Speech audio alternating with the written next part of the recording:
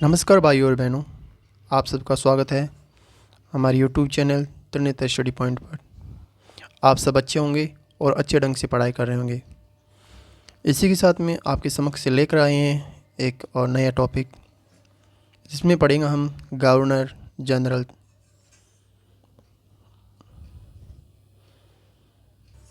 इसमें theory plus MCQ question होंगे। तो शुरुआत करते हैं बिना किसी देरी के। लॉर्ड क्लाइव का कार्यकाल था 1757 से 1760 एवं दूसरी बार बना था ये 1765 से 65 में बना था और 65 से 67 तक रहा था। बंगाल का प्रथम गवर्नर कौन था? Lord Clive.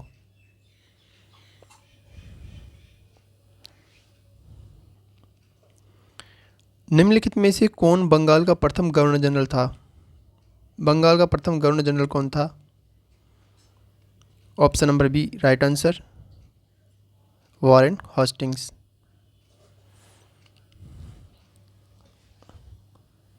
रॉबर्ट क्लाइव, जो लॉर्ड क्लाइव था, उसकी थ्योरी है। लॉर्ड क्लाइव से जुड़े अन्य महत्वपूर्ण प्रश्न, ये प्रीवियस ईयर में आए हुए क्वेश्चंस हैं और उनकी थ्योरी है। लॉर्ड क्लाइव को बंगाल का गवर्नर कब नियुक्त किया गया था? लॉर्ड क्लाइव को बंगाल का गवर्नर 1764 ईस्वी में नियुक्त किया गया था। किसे उनके प्रशासक भारत के विजेता के रूप में जानते थे? रॉबर्ट क्लाइव को। 1765 में अवध के नवाब शुजाउद्दौला एवं शाह आलम के साथ इलाहाबाद की संधि किसने की? लॉर्ड क्लाइव ने की थी। रॉबर्ट क्लाइव, जो भारत में ब्रिटिश वर्चस्व की स्थापना करने वाले संस्थापकों में से एक थे, किस वर्ष भारत आए थे? 1743 में।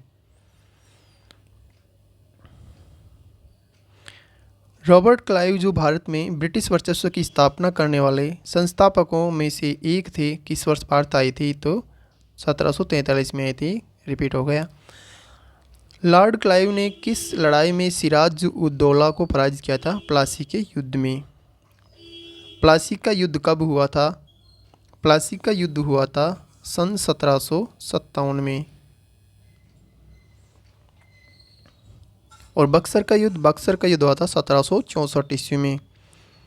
1765 में बंगाल में द्वैध शासन प्रणाली किसने लागू की थी? रॉबर्ट क्लाइव ने। वॉरेन हस्टिंग्स। क्वेश्चन नंबर 2 थ्योरी है। वॉरेन हस्टिंग्स के समय भारत में ईस्ट इंडिया कंपनी के कितने अध्यक्ष पद थे? 3। लॉर्ड वॉरेन हस्टिंग्स किस अधिनियम के माध्यम से बंगाल के प्रथम गवर्नर जनरल बने? रेगुलेटिंग अधिनियम 1773 के अकॉर्डिंग। कलकत्ता में लॉर्ड हेस्टिंग्स के कार्यकाल के दौरान 1817 में किस कॉलेज की स्थापना की गई थी? हिंदू कॉलेज, जिसका वर्तमान में प्रेसिडेंसी विश्वविद्यालय नाम हो गया है। जिसका वर्तमान में नाम क्या है? प्रेसिडेंसी महाविद्यालय। सर्वपारिता की नीति, पॉलिसी ऑफ परमानेंसी अपनाने वाले ब्रिटिश गवर्नर जनरल कौन था? Lord Hastings.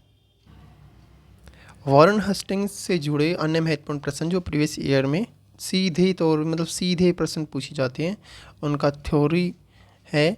किस गवर्नर जनरल के कार्यकाल के दौरान 1773 का रेगुलेटिंग अधिनियम पारित किया गया था? तो वॉरेन हस्टिंग्स के टाइम पे किया गया था। 1781 में भारत के पहले गवर्नर जनरल वॉरेन हस्टिंग्स ने मुस्लिम कानून के अध्ययन और अध्यापन के लिए कहाँ एक मदरसा की स्थापना की? कहाँ की? कलकत्ता में की। वॉरेन हस्टिंग्स कब बंगाल के पहले गवर्नर जनरल बने? 1773 में। Lord Cornwallis. लॉर्ड कॉर्नवालिस का कार्यकाल था सन 1786 से 1793 तक। निम्नलिखित गवर्नर जनरल में से किसने कन्वेंट एंड भारतीय नागरिक सेवा का गठन किया, जिसे बाद में भारतीय सिविल सेवा के रूप में जाना जाने लगा? तो किसने किया? Option number B right answer है, लॉर्ड कॉर्नवालिस ने। लॉर्ड कॉर्नवालिस से जुड़े अन्य महत्वपूर्ण प्रश्न हैं। किस ब्रिटिश शासक ने भारत में पुलिस प्रशासन की शुरुआत की? लॉर्ड कॉर्नवालिस ने। लॉर्ड कॉर्नवालिस को किसके लिए जाना जाता है? तो बंगाल का स्थायी राजस्व निपटान के लिए जाना जाता है। लॉर्ड कॉर्नवालिस का मकबरा किस राज्य में स्थित है? गाजीपुर। गाजीपुर कहाँ है? यूपी, उत्तर प्रदेश में। 1793 में स्थायी बंदोबस्त को बंगाल, बिहार, उड़ीसा किसके द्वारा शुरू किया गया था? लॉर्ड कॉर्नवालिस के द्वारा। किस वर्ष में कॉर्नवालिस कोड अधिनियम किया गया था? 1793 में। भारत में सिविल सेवा के पिता के रूप में किसे जाना जाता है? तो लॉर्ड कॉर्नवालिस को जाना जाता है सिविल सेवा के पिता के रूप में। श्रीरंगपट्टनम की संधि पर ब्रिटिश ईस्ट इंडिया कंपनी से लॉर्ड कॉर्नवालिस और किसके बीच हस्ताक्षर किए गए? टीपू सुल्तान के बीच में। किसके बीच में होते? लॉर्ड कॉर्नवालिस एवं टीपू सुल्तान के बीच में हस्ताक्षर हुए थे ब्रिटिश ईस्ट इंडिया कंपनी से। Lord Wellesley. लॉर्ड वेलेस्ली का कार्यकाल 1798 से 1805 ईस्वी। बंगाल का शेर उपनाम से किस गवर्नर जनरल को जाना जाता है? किसे जाना जाता है? तो राइट आंसर है ऑप्शन सी, लॉर्ड वेलेस्ली। किसे? लॉर्ड वेलेस्ली को जाना जाता है बंगाल के शेर के उपनाम से। लॉर्ड वेलेस्ली से जुड़ी थ्योरी है। लॉर्ड वेलेस्ली से जुड़े अन्य महत्वपूर्ण प्रश्न जो कि प्रीवियस ईयर में सीधे पूछे जाते हैं। लॉर्ड वेलेस्ली ने कौन सी नीति पेश की थी जिसके कारण 1798 में भारतीय राज्यों ने अंग्रेजी से अपनी संप्रभुता को खो दी थी? लॉर्ड वेलेस्ली ने। किसने? लॉर्ड वेलेस्ली ने। लॉर्ड वेलेस्ली ने कलकत्ता में फोर्ट विलियम कॉलेज की स्थापना किस लिए की थी?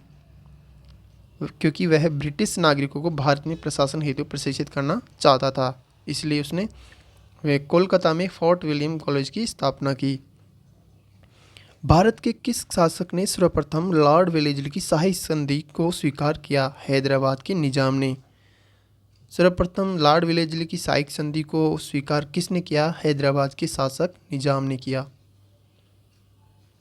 वेलेस्ली ने कलकत्ता में फोर्ट विलियम कॉलेज की स्थापना की थी क्योंकि वह ब्रिटिश नागरिकों को प्रशासन हेतु प्रशिक्षित करना चाहता था। किस गवर्नर जनरल ने सहायक संधि की नीति पेश की जिसके तहत भारतीय शासक ब्रिटिश सेना को अपने क्षेत्र में रखने के लिए सहमत हुए? लॉर्ड वेलेस्ली ने।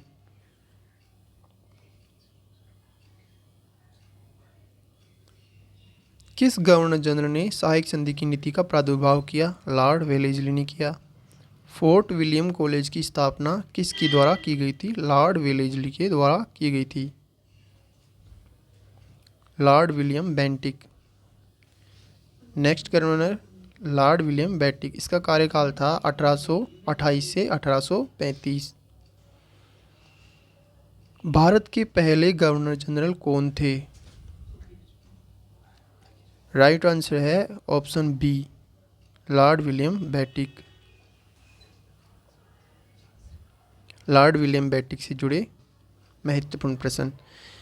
लॉर्ड विलियम बेंटिक किस अधिनियम के माध्यम से भारत के पहले गवर्नर जनरल बने? चार्टर अधिनियम 1833 के माध्यम से। चार्टर अधिनियम 1833 के माध्यम से भारत की गवर्नर बने थे कौन? Lord William Bentinck, governor general. Bharat के governor general Lord William Bentinck ने कब सती प्रथा को समाप्त करने के लिए एक कानून पारित किया? 1829 को। कब? 1829 को। गवर्नर जनरल बेंटिक ने अजमेर में देसी राजाओं का दरबार कब आयोजित किया? 1832 में। अजमेर कहाँ है? राजस्थान में। Governor general Lord William Bentinck ने किस दुर्ग को दुनिया का दूसरा जिब्राल्टर कहा? दुनिया का दूसरा जिब्राल्टर किसे कहा गवर्नर विलियम बेंटिक ने? तो इसे कहा तारागढ़ को। तारागढ़ कहाँ है? तारागढ़ है अजमेर। अजमेर कहाँ है? राजस्थान में। विलियम बेंटिक ने किस भू राजस्व प्रणाली की शुरुआत की थी? महलवारी प्रथा की। किसकी? महलवारी प्रथा की। किसने ठगी के दमन के संबंध में सुधारों की शुरुआत की थी? विलियम बेंटिक ने। किसने की थी? विलियम बेंटिक ने की थी। राजा राम मोहन राय को 1829 में सती प्रथा को दंडनीय अपराध घोषित करने में मदद करने के लिए सबसे ज़्यादा किसे याद किया जाता है? विलियम बेंटिक को। किसे? विलियम बेंटिक को। चार्ल्स मैकटाफ।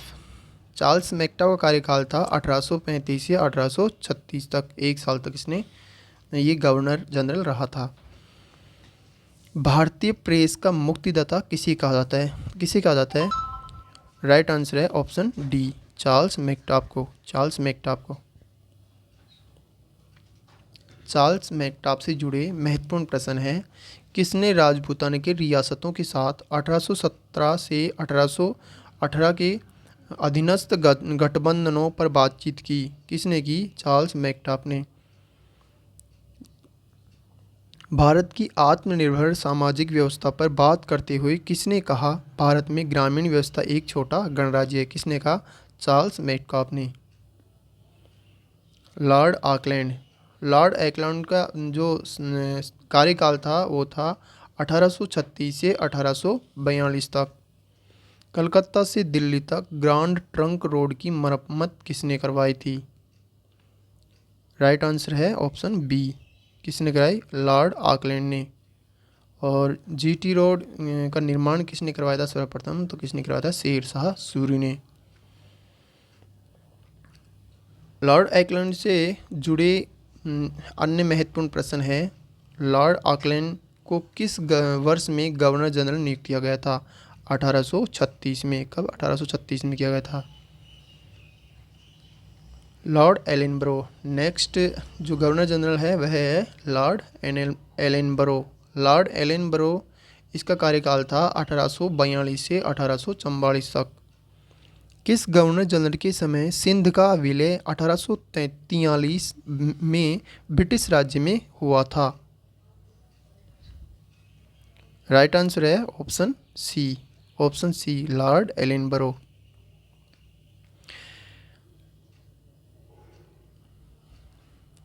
नेक्स्ट गवर्नर जनरल है लॉर्ड डलहौजी। लॉर्ड डलहौजी का कार्यकाल था 1848 से 1856। हड़प सिद्धांत, डॉक्ट्रिन ऑफ लैप्स लागू होने के समय भारत के गवर्नर जनरल कौन थे? कौन थे? लॉर्ड डलहौजी थे। तो राइट आंसर है option A, lord Dalhousie. Lord Dalhousie से जुड़े महत्वपूर्ण प्रश्न, लॉर्ड डलहौजी किस काल में भारत के गवर्नर जनरल थे? तो लॉर्ड डलहौजी 1848 में बने थे और 1856 तक रहे थे। लॉर्ड डलहौजी ने अवध का विलय कब किया? 1856 में। कब किया? 1856 में किया। गवर्नर जनरल लॉर्ड डलहौजी ने किस राज्य को एक चेरी कहा था? किसे कहा था? अवध का साम्राज्य को कहा था, अवध की साम्राज्य को कहा था। गवर्नर जनरल लॉर्ड डलहौजी ने किस राज्य को एक चेरी कहा? तो अवध के साम्राज्य को कहा था। और किस गवर्नर जनरल ने 1853 में कलकत्ता से आगरा के लिए पहली टेलीग्राफ लाइन चालू की गई थी? तो ये लॉर्ड डलहौजी ने ही की थी। डलहौजी की व्यापकता के सिद्धांत के आधार पर विलय की गई प्रथम रियासत कौन सी थी? तो ये सतारा थी। कौन सी थी? सतारा। 1851 में अवध को एक चेरी जो एक दिन हमारे मुंह में आके गिरेगी के रूप में वर्णित किया था। किसने किया था? लॉर्ड डलहौजी ने। किसे किया था? अवध को। किस रूप में? एक चेरी जो एक दिन हमारे मुंह में आके गिरेगी।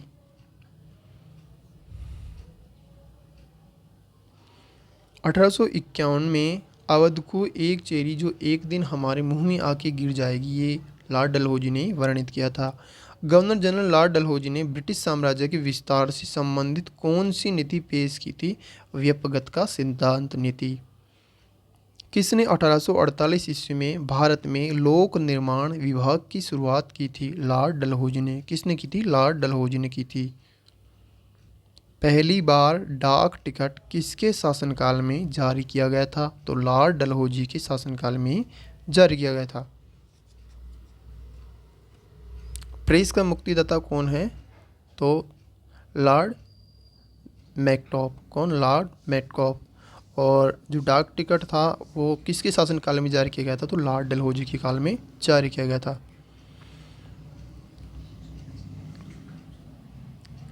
भारत के गवर्नर जनरलों में से किसने आधुनिक भारत का निर्माता की उपाधि प्राप्त की थी? किसने की थी? लॉर्ड डलहौजी ने ही की थी।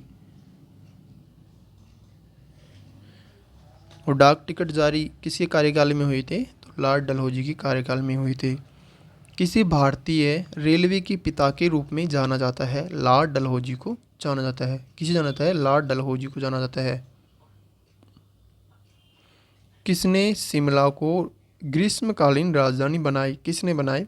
लॉर्ड डलहौजी ने ही बनाई थी। शिमला को ग्रीष्मकालीन राजधानी किसने बनाई? लॉर्ड डलहौजी ने। 1862 में किन 3 भारतीयों को तत्कालीन वायसराय लॉर्ड कैनिंग ने अपने विधान परिषद में नामित किया था? तो बनारस के राजा पटियाला के राजा को किसने किया था? लॉर्ड डलहौजी ने किया था। 3 भारतीय तत्कालीन वायसराय, 3 भारतीयों को तत्कालीन राजधानी ने अपनी विधान परिषद में नामित किया था सदस्य के रूप में, जिसमें प्रमुख कौन थे? बनारस के राजा और पटियाला के राजा। नेक्स्ट गवर्नर जनरल है लॉर्ड कैनिंग। लॉर्ड कैनिंग का कार्यकाल था 1856 से 1862। भारत का पहला ब्रिटिश वाइसराय कौन था? Lord Canning. कौन था? Lord Canning. राइट आंसर है ऑप्शन ए। ऑप्शन ए है लॉर्ड जो right answer, Lord Canning. Lord Canning से जुड़े अन्य महत्वपूर्ण प्रश्न। 1857 के विद्रोह के समय भारत का गवर्नर जनरल कौन था? लॉर्ड कैनिंग था। कौन? लॉर्ड कैनिंग था। लॉर्ड कैनिंग ने शांति की घोषणा की और अंततः 1857 के विद्रोह को कब दबा दिया? 5 जुलाई 1858 को। लॉर्ड कैनिंग ने महारानी विक्टोरिया का घोषणा पत्र किस स्थान पर पढ़कर सुनाया था? इलाहाबाद।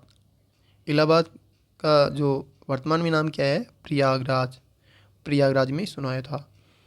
भारत के किस वाइसराय के समय में भारतीय दंड संहिता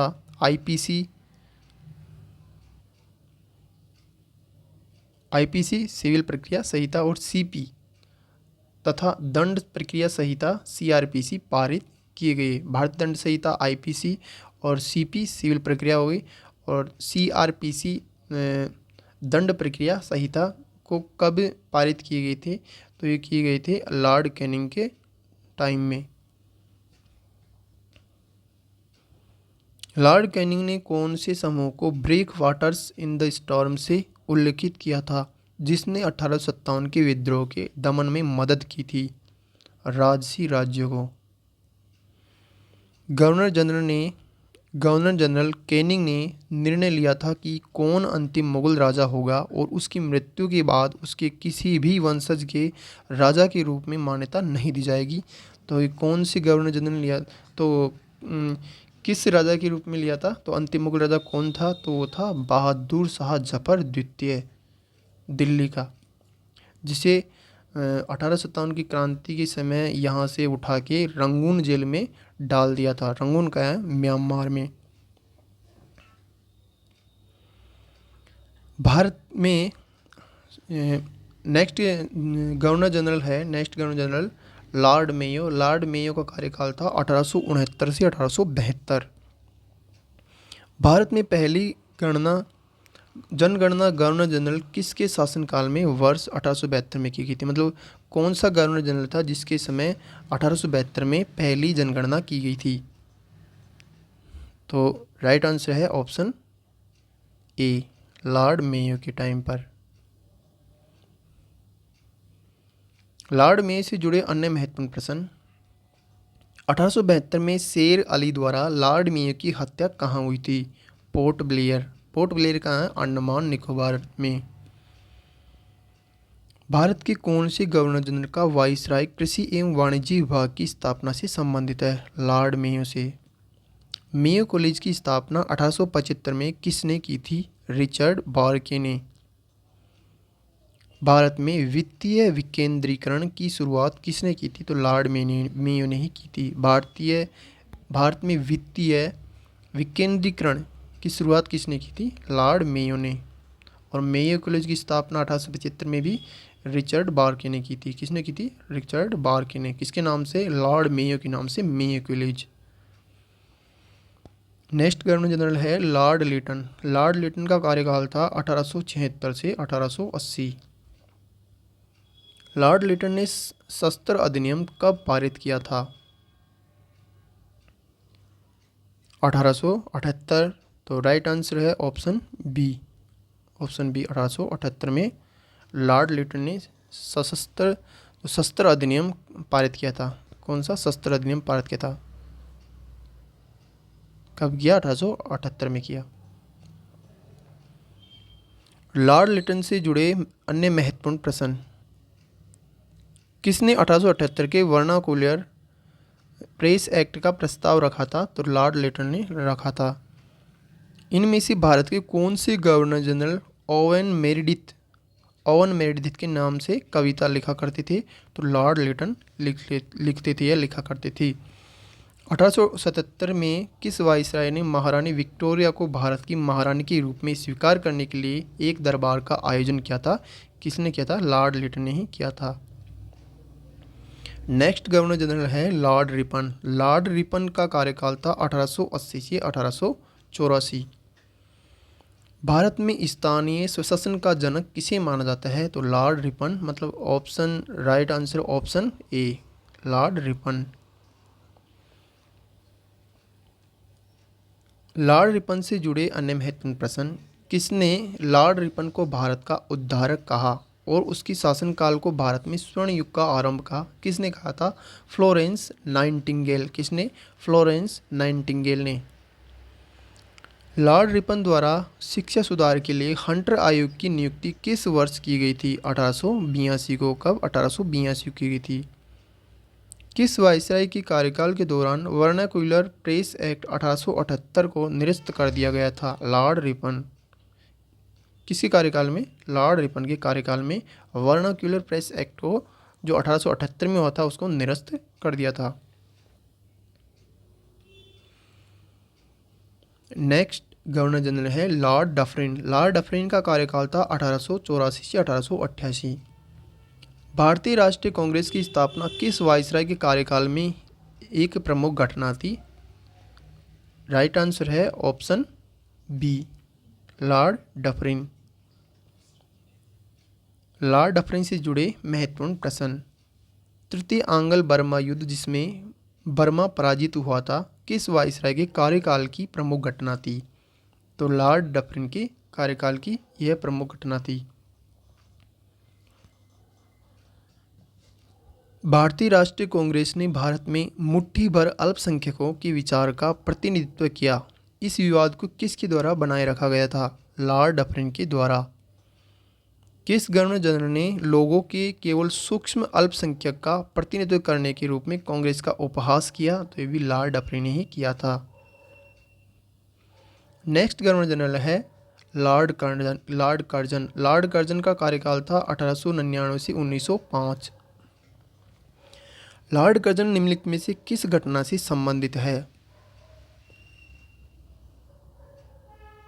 राइट आंसर है ऑप्शन ए, 1905 का बंगाल विभाजन से। लॉर्ड कर्जन से जुड़े अन्य महत्वपूर्ण प्रश्न। लॉर्ड कर्जन के कार्यकाल के दौरान किस वर्ष में भारतीय विश्वविद्यालय अधिनियम पारित किया गया था? 1904 को। कब? 1904 को। लॉर्ड कर्जन ने किसके नेतृत्व में पुलिस आयोग का गठन किया था? तो किसके नेतृत्व में किया था पुलिस आयोग का गठन? सर एंड्रयू फेजर के। किसके नेतृत्व में? सर एंड्रयू फेजर के नेतृत्व में किया था। लॉर्ड कर्जन द्वारा परिकल्पित विक्टोरिया मेमोरियल किस शहर की वास्तुकला पराकाष्ठा का प्रतिनिधित्व करता है? तो कोलकाता। किस शहर में? तो कोलकाता में है। लॉर्ड कर्जन ने बंगाल के विभाजन का आदेश किस वर्ष दिया? 1905।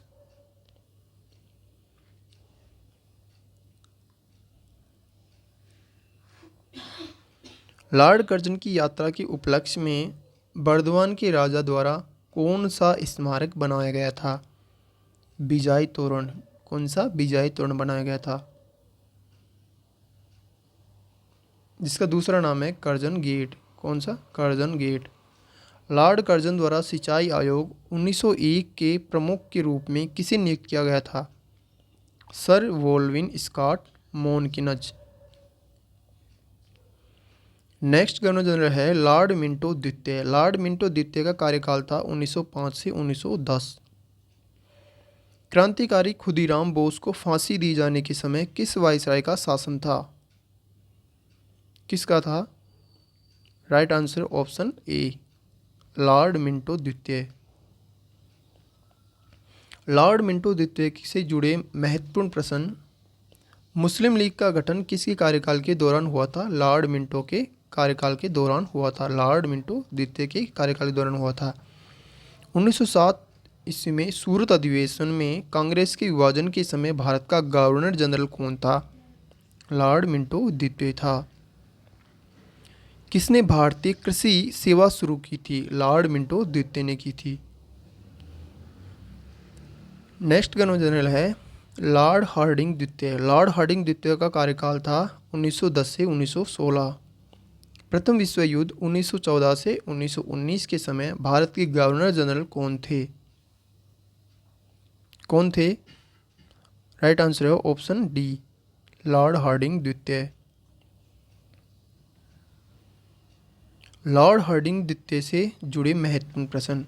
राजधानी स्थानांतरण के अवसर पर दिल्ली में प्रवेश के समय इनमें से किस वायसराय पर बम फेंका गया? किसके ऊपर फेंका गया था? लॉर्ड हार्डिंग द्वितीय के ऊपर फेंका गया था। लॉर्ड हार्डिंग पर बम फेंकने वाले क्रांतिकारी का नाम क्या था? तो क्रांतिकारी थे रास बिहारी बोस। कौन थे? रास बिहारी बोस थे। लॉर्ड हार्डिंग को कब बनारस हिंदू विश्वविद्यालय का कुलाधिपति नियुक्त किया गया था? 1916 ईस्वी में। और बनारस हिंदू विश्वविद्यालय के संस्थापक कौन थे? मदन मोहन मालवीय। कौन? मदन मोहन मालवीय।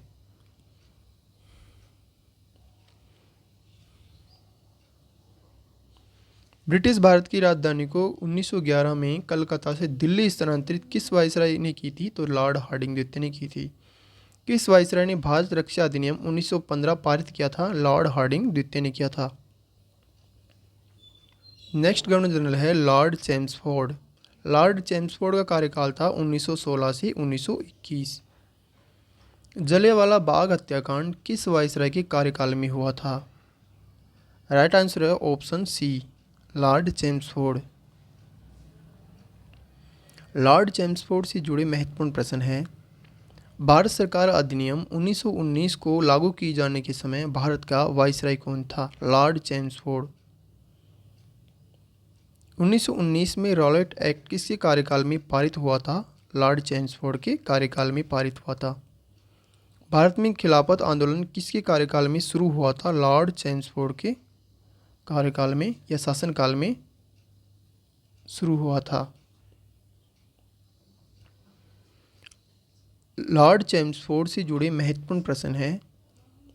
भारत सरकार अधिनियम 1919 लागू किए जाने के समय भारत का वायसराय कौन था? तो लॉर्ड चेम्सफोर्ड था। ये रिपीट हो गया सारे। 1919 ईस्वी में जलियांवाला बाग की घटना की जांच के लिए लॉर्ड चेम्सफोर्ड द्वारा किस समिति का गठन किया गया था? हंटर समिति। कौन सी समिति? हंटर समिति। जब द्वैध शासन को भारत प्रशासन में लागू किया गया था उस समय वायसराय कौन था? Lord Chelmsford. मोंटेग्यू चेम्सफोर्ड प्रस्ताव किससे संबंधित थे? संवैधानिक सुधार से। लखनऊ संधि पर हस्ताक्षर करते समय भारत का वायसराय कौन था? लॉर्ड चेम्सफोर्ड था। नेक्स्ट गवर्नर जनरल है लॉर्ड रीडिंग। लॉर्ड रीडिंग का कार्यकाल था 1921 से 1926। भारत में आने वाला एकमात्र यहूदी वायसराय कौन था? राइट आंसर है ऑप्शन बी, लॉर्ड रीडिंग।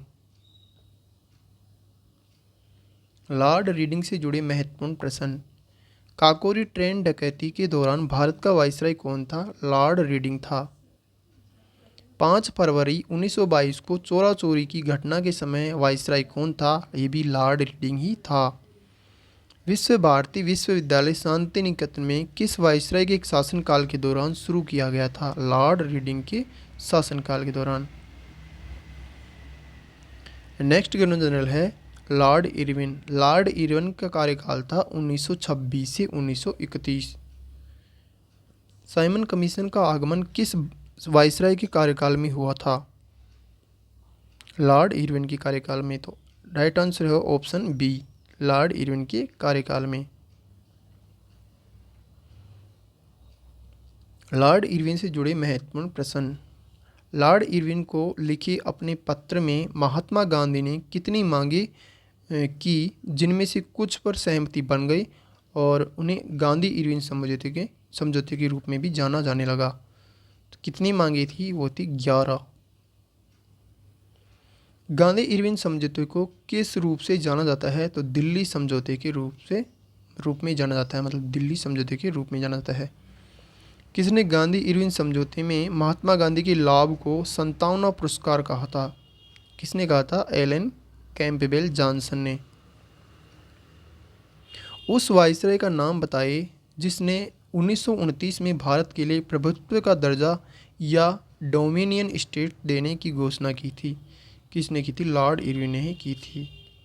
प्रथम गोलमेज सम्मेलन के दौरान इनमें से कौन भारत का वायसराय था? कौन था? Lord Irwin. Next governor general है लॉर्ड वेलिंगटन, 1931 से 36। भारत सरकार अधिनियम 1935 पारित होने के दौरान भारत के गवर्नर जनरल कौन थे? राइट आंसर है option D, Lord Wellington. Lord Wellington से जुड़े महत्वपूर्ण प्रश्न हैं। किस वायसराय ने यह कहा कि अगर गांधी ना होते तो यह दुनिया वाकई बहुत खूबसूरत होती? किसने कहा था? लॉर्ड विलिंगटन ने कहा था। विलिंगटन ने कहा था। नेक्स्ट गवर्नर जनरल है लॉर्ड लिनलिथगो। लॉर्ड लिनलिथगो का कार्यकाल था 1936 से 1943। निम्नलिखित में से किस वायसराय के दौरान क्रिप्स मिशन ने भारत का दौरा किया? किसने किया था? राइट आंसर है option C, lord Linlithgow.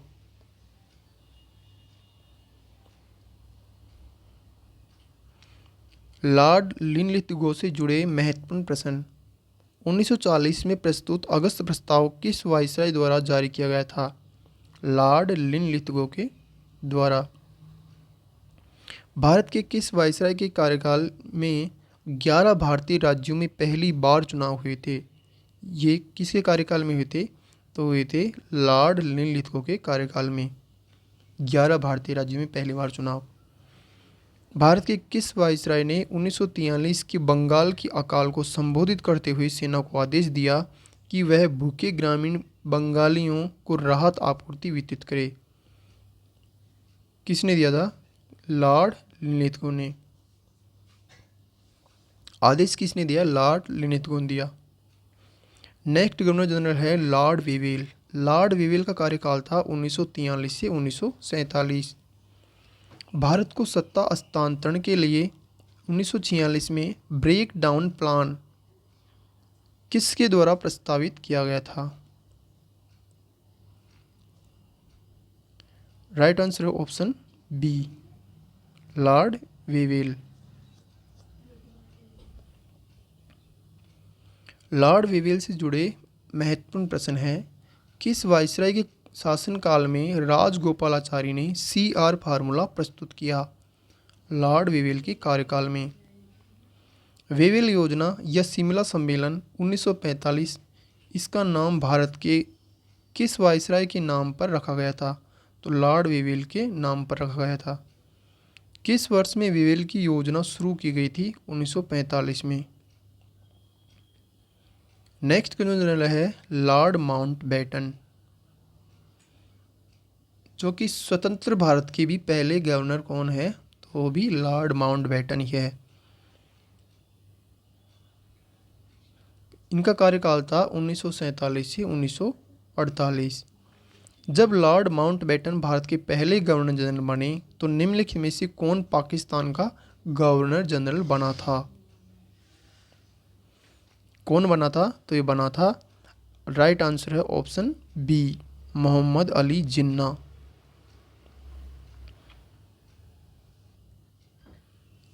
Next governor general है लॉर्ड माउंटबेटन। माउंटबेटन, ये रिपीट हो गया क्वेश्चन सारा। लॉर्ड माउंटबेटन से जुड़े महत्वपूर्ण प्रश्न। महात्मा गांधी की हत्या के समय भारत का गवर्नर जनरल कौन था? तो लॉर्ड माउंटबेटन ही था। भारत के विभाजन के संबंध में माउंटबेटन योजना आधिकारिक तौर पर घोषित कब की गई थी? 3 जून 1947 को। भारत का अंतिम ब्रिटिश वाइसराय कौन था? लॉर्ड माउंटबेटन था। लॉर्ड माउंटबेटन सेवानिवृत्ति वर्ष, लॉर्ड माउंटबेटन की सेवानिवृत्ति वर्ष क्या है? तो 1965 है। 1965। कौन 1947 में लॉर्ड माउंटबेटन द्वारा वाइसराय के रूप में प्रतिस्थापित किया गया था? Lord Wavell. माउंटबेटन योजना का आधार बना देश का बंटवारा। माउंटबेटन प्लान जून 1947 में किस प्रांत में जनमत संग्रह के लिए प्रदान किया गया था? उत्तरी पश्चिम सीमांत प्रांत। भारत का अंतिम वाइसराय कौन था जिसने भारत और पाकिस्तान के स्वतंत्र राज्यों के निर्माण की देखरेख की? लॉर्ड माउंटबेटन ने। नेक्स्ट गवर्नर जनरल और भारत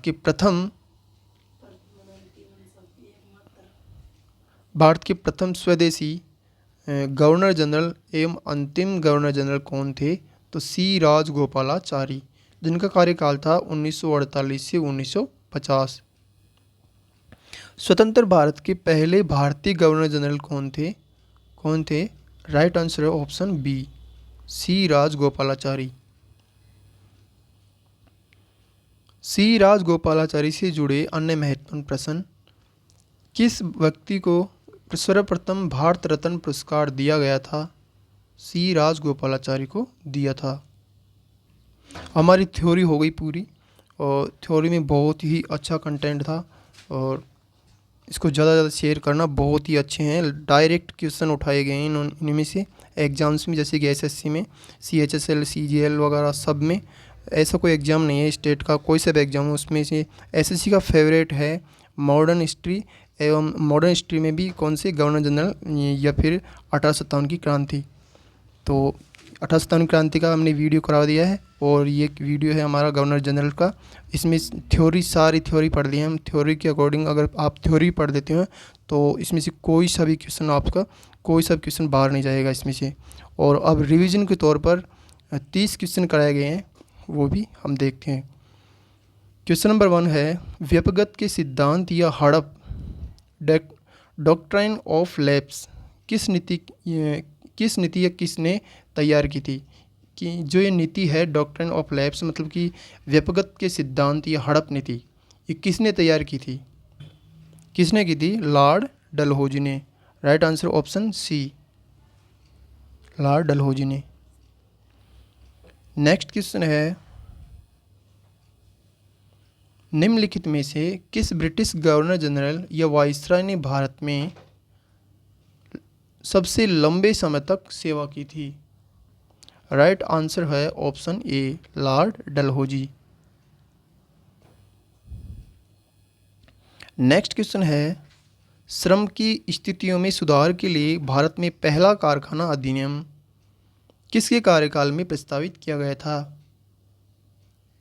राइट आंसर है option C, lord Ripon.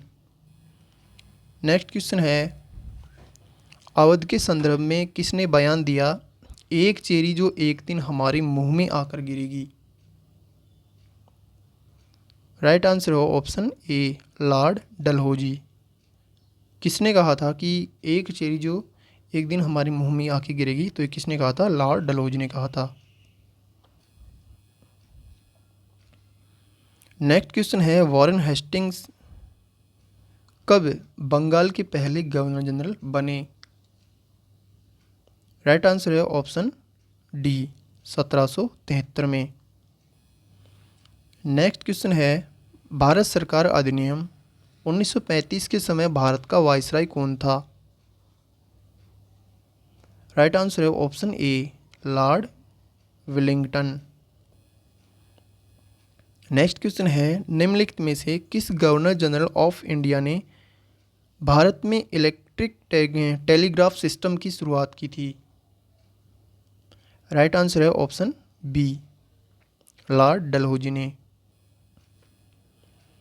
Next question है, बंगाल के पहले गवर्नर जनरल कौन थे? राइट आंसर है option C, Warren Hastings. Next question है, भारत के गवर्नर जनरल कौन थे जब स्थायी बंदोबस्त की शुरुआत की गई थी? राइट आंसर है option D, Lord Charles Cornwallis. कौन थे? चार्ल्स कॉर्नवालिस थे। नेक्स्ट क्वेश्चन है, किस गवर्नर जनरल पर ब्रिटिश संसद में महाभियोग का मुकदमा चलाया गया था? राइट आंसर है ऑप्शन डी, वॉरेन हस्टिंग्स। किस पर चलाया गया था? वॉरेन हस्टिंग्स पर महाभियोग का मुकदमा चलाया गया था। कहाँ चलाया गया? ब्रिटिश संसद में। नेक्स्ट क्वेश्चन है, भारत का सबसे युवा गवर्नर जनरल कौन था? राइट आंसर है option A, lord Dalhousie. Next question है, स्वतंत्र भारत के प्रथम गवर्नर जनरल कौन थे? राइट आंसर है option C, lord Mountbatten. Next question है, निम्नलिखित में से कौन भारत का गवर्नर जनरल था जब हिंदू विधवा पुनर्विवाह अधिनियम 1856 अधिनियमित किया गया था? राइट आंसर है option A, Lord Canning. Next question है, किस गवर्नर जनरल ने भारत में अंग्रेजी को शिक्षा के माध्यम के रूप में बनाने का फैसला किया? राइट आंसर है option D, lord William Bentinck. Next question है, सिपाही विद्रोह के समय गवर्नर जनरल कौन था? राइट आंसर है option C, lord Canning. Next question है, लॉर्ड क्लाइव को उमरा की उपाधि किसने प्रदान की थी? राइट आंसर है ऑप्शन बी, आलमगीर ने। नेक्स्ट क्वेश्चन है, ब्लैक होल की घटना का वर्णन बंगाल के किस गवर्नर ने किया था? राइट आंसर है ऑप्शन डी, हॉलवेल ने। नेक्स्ट क्वेश्चन है, वॉरेन हेस्टिंग्स ने बोर्ड ऑफ रेवेन्यू राजस्व बोर्ड का गठन किस वर्ष किया था? राइट आंसर है ऑप्शन ए, 1872 ईस्वी में। कब किया था? 1872 में किया था। नेक्स्ट क्वेश्चन है, रेगुलेटिंग एक्ट के अंतर्गत 1774 ईस्वी में किस स्थान पर सुप्रीम कोर्ट की स्थापना की गई थी? राइट आंसर है ऑप्शन डी, कलकत्ता में। नेक्स्ट क्वेश्चन है, पवित्र ग्रंथ भगवद गीता का अंग्रेजी में अनुवाद करने का श्रेय किसे दिया जाता है जिसे वॉरेन हस्टिंग्स ने आश्रय प्रदान किया था? राइट आंसर है ऑप्शन ए, चार्ल्स विलिंग्स को। नेक्स्ट क्वेश्चन है, लॉर्ड कॉर्नवालिस की कब्र कहाँ स्थित है? राइट आंसर है ऑप्शन बी, गाजीपुर में। नेक्स्ट क्वेश्चन है, बंगाल का अंतिम गवर्नर जनरल कौन था? राइट आंसर है option B, lord William Bentinck. Next question है, निम्नलिखित में से कौन सा गवर्नर जनरल स्वयं को बंगाल टाइगर कहता था? राइट आंसर है ऑप्शन डी, लॉर्ड वेलेंजली। कौन कहता था स्वयं को बंगाल टाइगर? लॉर्ड वेलेंजली कहता था। नेक्स्ट क्वेश्चन है, रणजीत सिंह के साथ अमृतसर की संधि 1809 के समय ब्रिटिश गवर्नर जनरल कौन था? राइट आंसर है ऑप्शन ए, लॉर्ड मिंटो प्रथम। नेक्स्ट क्वेश्चन है, भारत के गवर्नर जनरल के पद पर आसीन होने से पूर्व 20 वर्षों तक ब्रिटिश संसद में रहने वाले गवर्नर जनरल कौन थे? राइट आंसर है option C, lord Hardinge. Next question है, किसने कहा था कि मेरा मूल्यांकन मेरी कार्य से करना, शब्दों से नहीं? राइट आंसर है ऑप्शन डी, लॉर्ड रिपन ने। नेक्स्ट क्वेश्चन है, बिहार तथा क्वेटा में आए भूकंप वर्ष 1936 की घटना किस वायसराय के समय हुई थी? राइट आंसर है ऑप्शन सी, लॉर्ड वेलिंगटन के काल में। नेक्स्ट क्वेश्चन है, स्वतंत्र भारत के प्रथम तथा अंतिम भारतीय गवर्नर जनरल 1948 से 1950 में कौन थे? 1948 से 1950 तक रहे थे, वो कौन थे?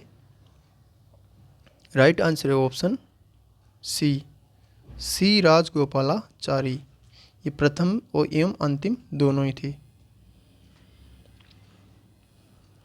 नेक्स्ट क्वेश्चन है, लॉर्ड कॉर्नवालिस ने किस वर्ष स्थायी बंदोबस्त को लागू किया था? राइट आंसर है ऑप्शन डी, 1793 ईस्वी में। नेक्स्ट क्वेश्चन है, भारत का प्रथम गवर्नर जनरल कौन था? इसका राइट आंसर क्या है? तो राइट आंसर है इसका option B, lord William Bentinck.